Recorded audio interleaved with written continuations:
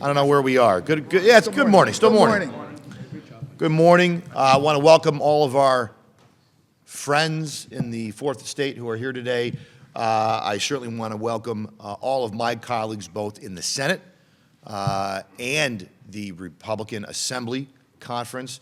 My partner in government in the legislature, Leader Ed Rah, is joining us here in the Senate Republican Conference Room. And of course, we're joined by the Nassau County Executive, Bruce Blakeman, here today to talk about a number of issues facing the state of New York against the backdrop. Here we are, May 6th, and still no sign of a state budget. I know there's rumors out there of a handshake agreement. I'll tell you that a handshake in this town is not worth $265 billion. But that is what it will be ultimately, or somewhere in that vein, I suspect. And it's interesting because, and I wish this weren't true, but it's probably the only time in my life that I have sort of clairvoyance. I can already see the future, right? I can see what's going to happen next week. My colleagues across the aisle and the governor will declare victory over what I really don't know, because it will be not a victory for New Yorkers. I know my colleague, Andrea Stewart-Cousins, the majority leader, said it's the beginning of the end, and that's certainly true for the state of New York if this budget goes into full effect. The one theme that everyone was talking about, the governor, Senate Democrats, Assembly Democrats, affordability. We have to do something about affordability. It's become a buzzword. I remember years ago when transparency, right? Everyone just starts saying it, right? On the morning talk shows, online, affordability. If we just say it enough times, maybe we'll just make things more affordable. Nothing that I have heard or read about, or that I've heard the governor talk about, nothing in this budget is going to make life more affordable for New Yorkers in the short term, or I would argue, very likely the long term. She proposed energy changes. Now, this is after, and I think when we talk about affordability, you'll hear from the county executive, from Leader Rah, there's a lot of things under the umbrella of affordability, right? There's a lot of things that if you were to talk to New Yorkers or elected officials, affordability means different things, I suppose. One of the largest areas of affordability that's really riling New Yorkers right now is energy costs. The governor proposed what I would say modest, very modest changes to the CLCPA. Not getting rid of it, not rolling it back completely, basically kicking the can down the road. We're gonna punch these dates out further into the future, so that she's not here when they get enacted. And some of my colleagues, of course, the biggest ardent supporters of them, won't be here when they're enacted. But my constituents will be. You know who else won't be here when they're enacted? Businesses.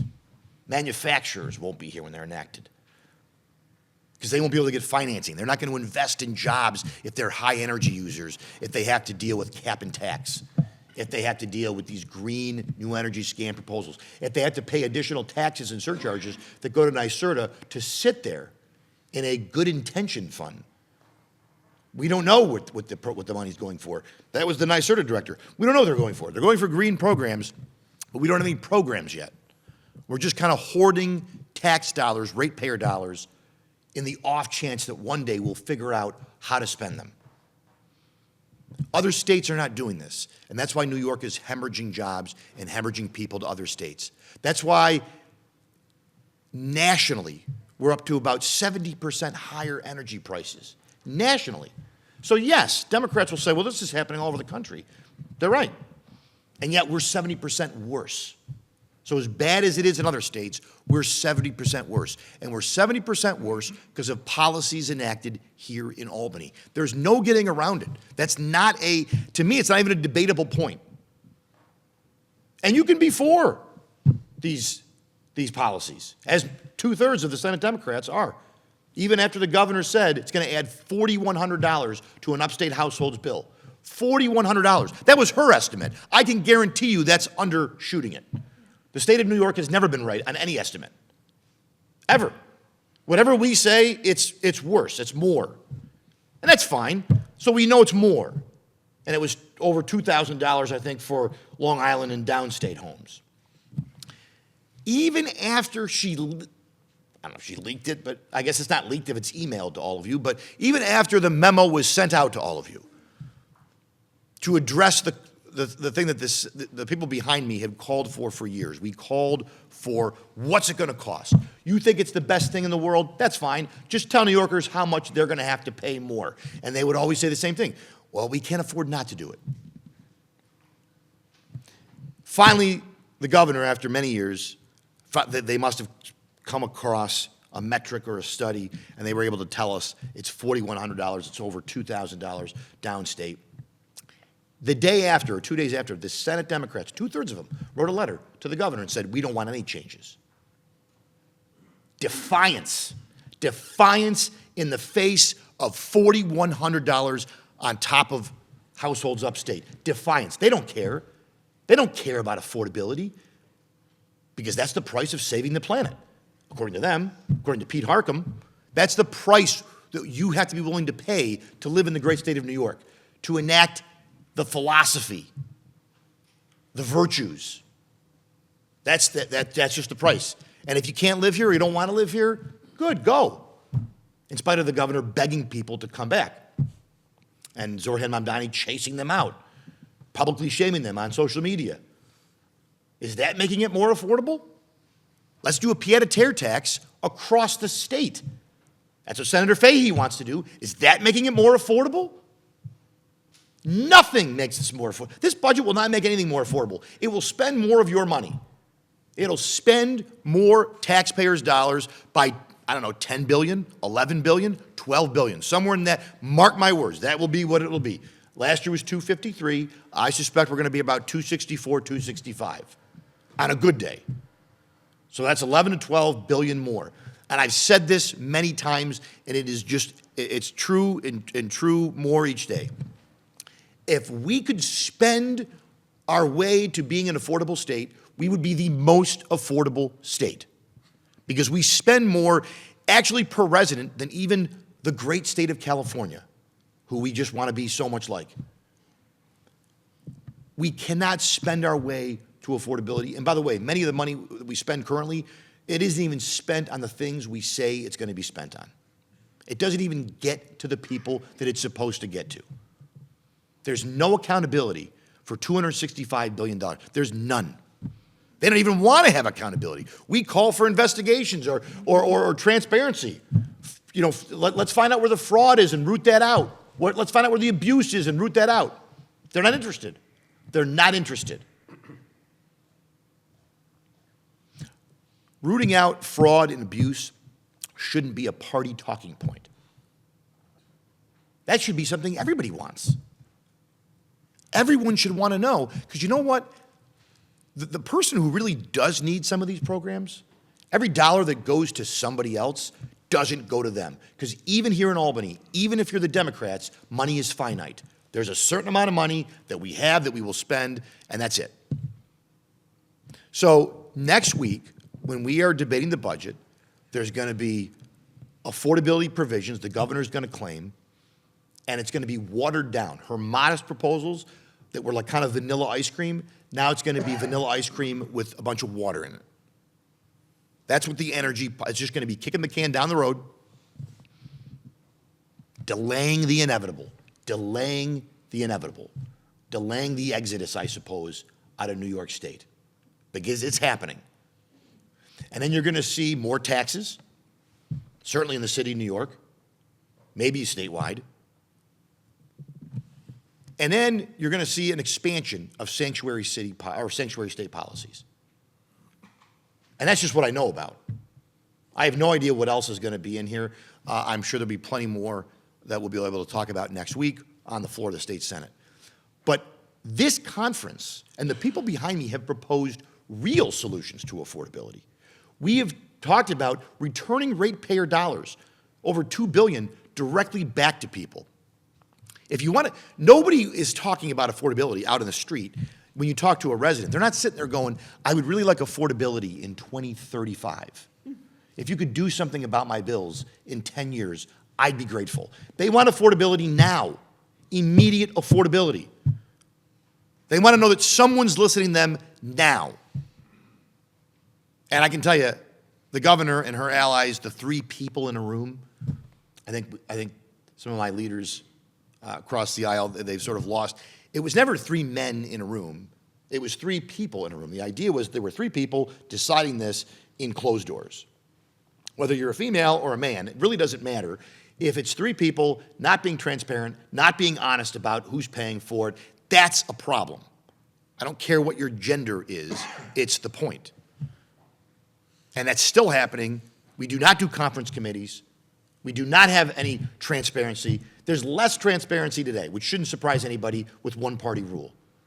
And they're spending more money, and they're spending it more recklessly, and they're not making good at any of the proposals. They're just saying the words.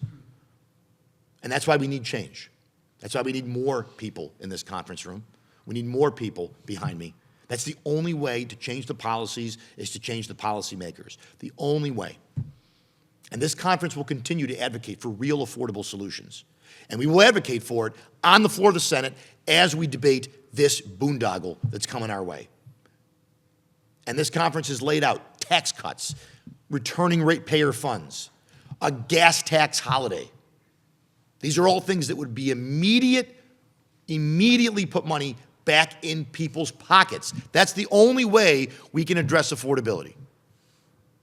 The Democrats and the governor have rejected all these things. So I do want to call up my partner in government, someone who I know shares my view of what we need to be doing, shares our conference's view of what we need to be doing, and he's going to introduce our guest after he's done speaking, and that is Assembly Republican Leader Ed Rah.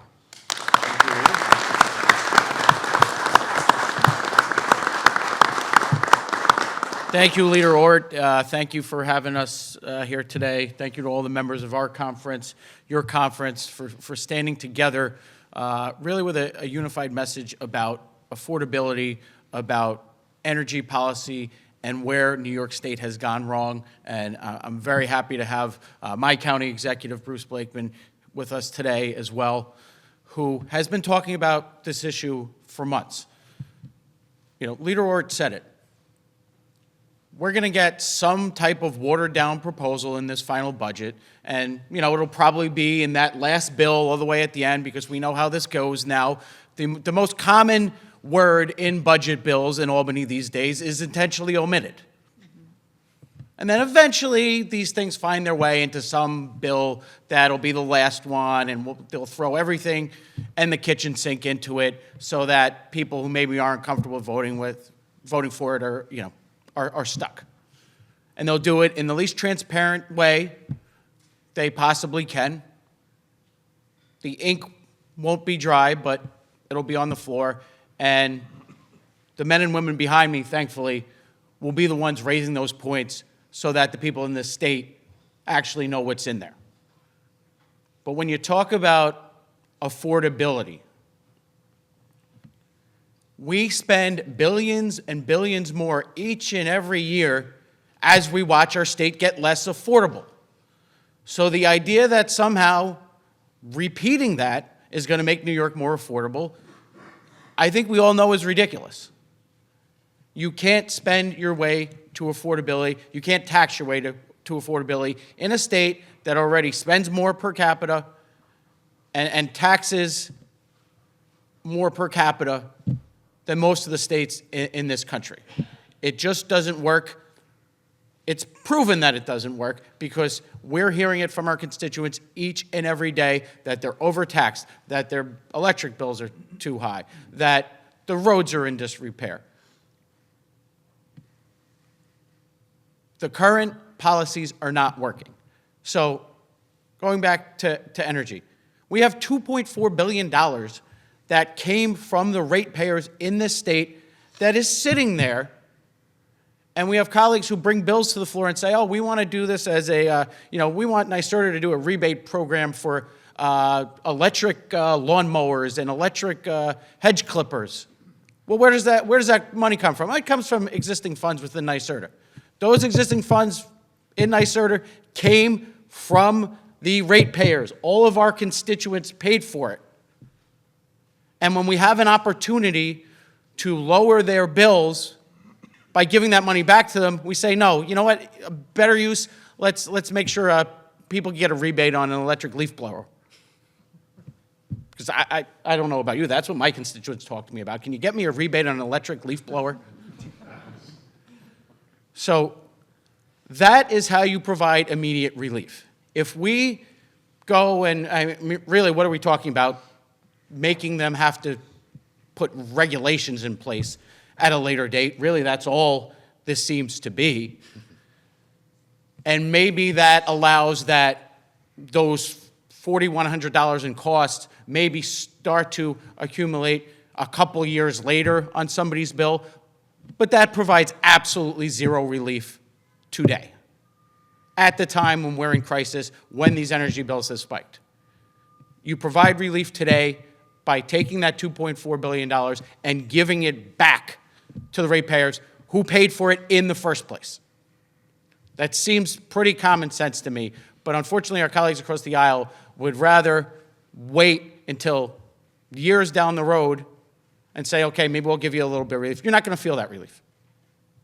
You're not going to feel that relief in your bills today, in your wallet, as you're getting into this spring and hoping to maybe be able to take a little trip with your family when school's out and afford groceries and afford, you know, everything you need for your day-to-day life. So people need relief today, and I think that, as Leader Ort said, as County Executive Blakeman has talked about, these are the folks who have an actual plan to provide that relief today. Now, County Executive Blakeman, I think the thing that we all know about him is he has a proven record of actually operating government. And, you know, Nassau County is no small county. It is a very large county, very diverse county, in many ways mirrors this state. But for now, over 4 years, has held the line on taxes, canceled a planned multi-million-dollar property tax increase that his predecessor had planned, and he has managed to put Nassau County in the best fiscal condition it has been in a generation. So the proof is in the pudding. I know that he can do that for New York State, and I know that when he talks about his plan to do that for New York State, it's real. It's not pie in the sky that we're going to save New Yorkers money 10 years, 20 years down the road. It's real. They'll feel in their pocketbook right away. So I want to turn it over to our great county executive from Nassau County, my friend Bruce Blake. Thank you very much. Thank you very much.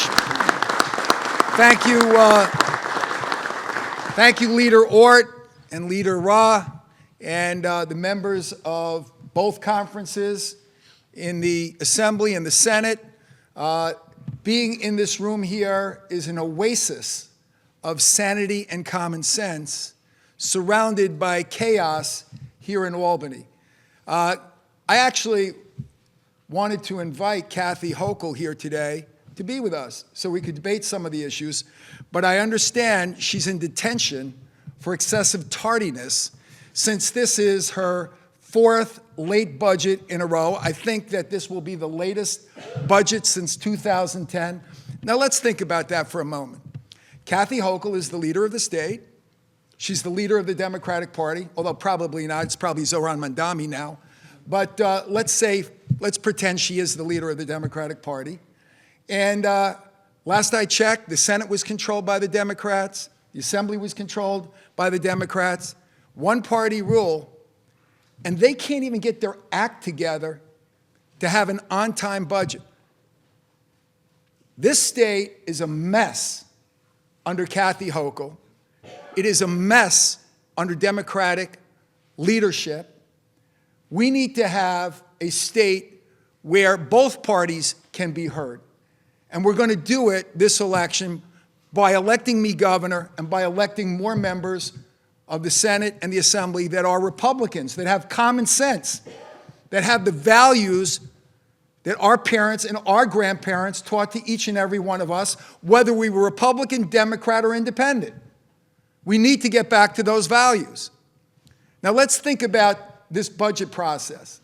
Not only is it late, but we know that it's going to be an excessive, obscene budget. And I say that because the population of Florida is more than the population of New York State. Think about this. The New York State budget is twice the size of the state of Florida. How can that possibly be? The answer is we are spending an inordinate amount of money, of the taxpayers' money, of the ratepayers' money, on programs that don't work. They're excessive. They don't make people happy. They don't make people's lives materially better. In fact, in most cases, they make people's lives worse. When Kathy Hochul stood up there at the State of the State speech and talked about affordability, I almost fell off my chair.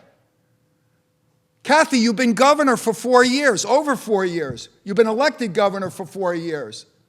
What have you done to make this state more affordable? We are the most overtaxed, overregulated state in the United States of America. New York State is number 41 out of 50 states in economic development. Think about that. 41. We are at the bottom. The once great Empire State is 41 out of 50 states in economic development. What does that mean? It means we're cheating our kids and our grandchildren and our great-grandchildren to come, because that means that there will be no jobs and prosperity here. We've already seen the businesses leaving this state, taking valuable jobs, and she encouraged them to leave. Hundreds of thousands of people have left this state. People vote with their feet, and they're leaving New York State. Don't we want a state where our kids and our grandkids are going to want to live? They're going to want to stay here. They're going to want to raise a family here. They're going to want to create a future for themselves here. Instead, this is the most unaffordable state in the United States of America, and it's got to change. And when I'm governor, it is going to change. As both leaders talked about, our utility rates are 70% higher than the national average. Why is that? Well, I tell people all the time, take out your electric bill, examine it. Most people don't. I didn't. I just pay it all the time and say, oh, it keeps going up and up and up. But when you examine it and you look at it, only 30% of your payment actually goes to energy.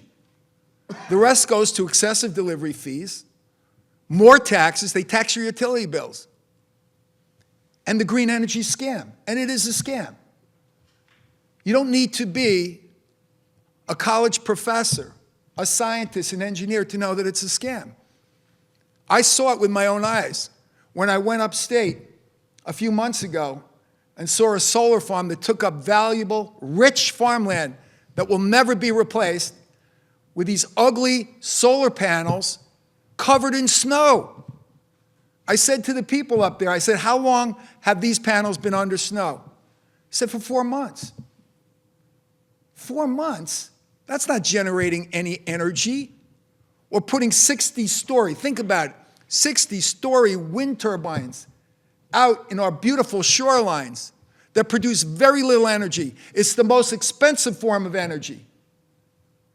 When we're sitting here in New York State on one of the largest natural gas reserves in the world, the Marcellus Shale. It's bizarre. Kathy Hochul is hell-bent on making us all electric when we know it's a pipe dream. We know it can't happen. The fact of the matter is, when you drive along the southern tier of this state, if you go on the Pennsylvania side, people are happy. They're prosperous. They've got new roads, new buildings. They're driving around in brand new Cadillac Escalades. You go on the other side of the border in New York, it's poverty, it's despair. People are driving around in 25-year-old rust-out pickup trucks. How is that making it more affordable? Not only would we take one of the poorest areas of the state and make them prosperous again, but it would have a material effect on bringing down energy costs for the whole state.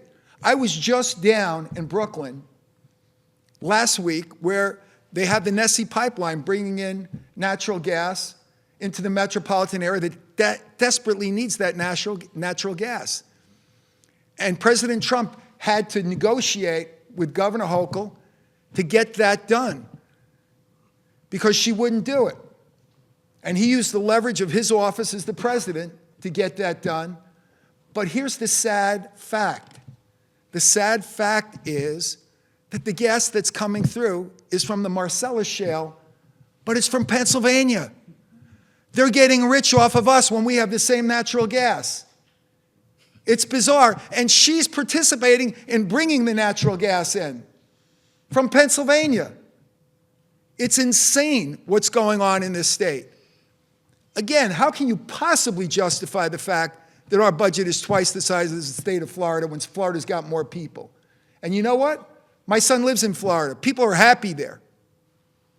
You ride around Florida, people have jobs, there's prosperity, there's building everywhere. You ride around this state, people are complaining, they're miserable. They want a governor that's going to make them happy. They want a governor that's going to care about their families. They want a governor that's going to care about their kids and their grandkids, create economic prosperity. That's how you make it more affordable. You put more money in people's pockets. You stop picking their pockets.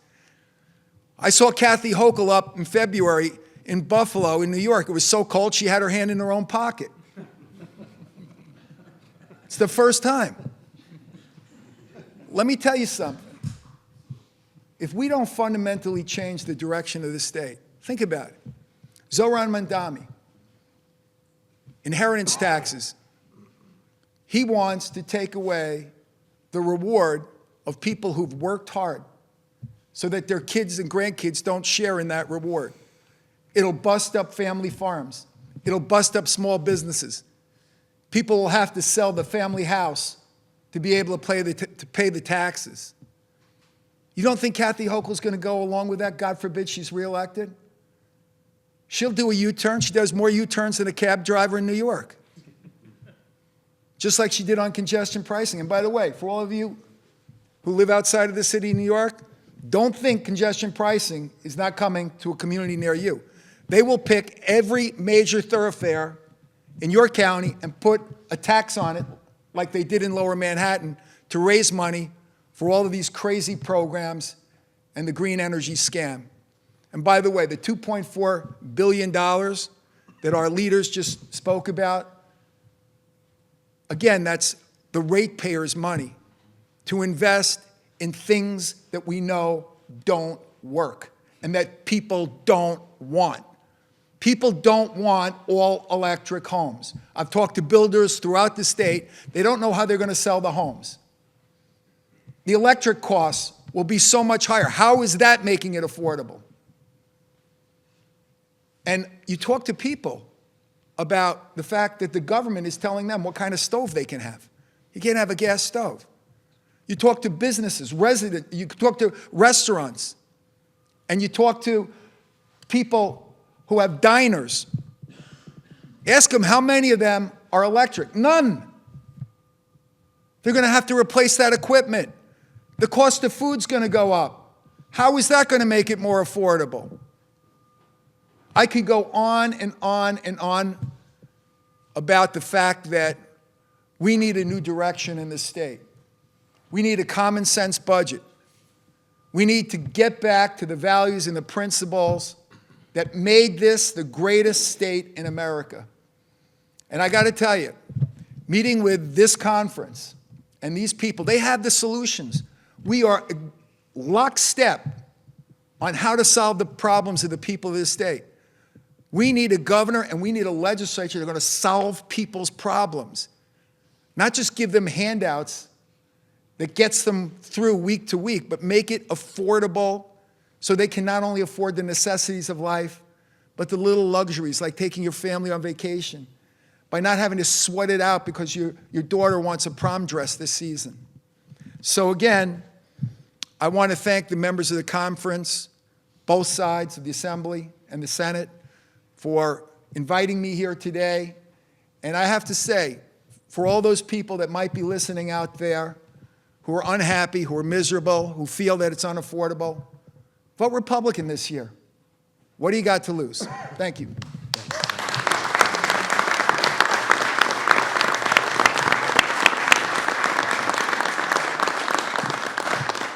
So we'll do, again, I want to thank the county executive. He and Leader Rye, had a great conversation in my office, about 15, 20 minutes. Then he spoke to the two conferences in here before you all came in.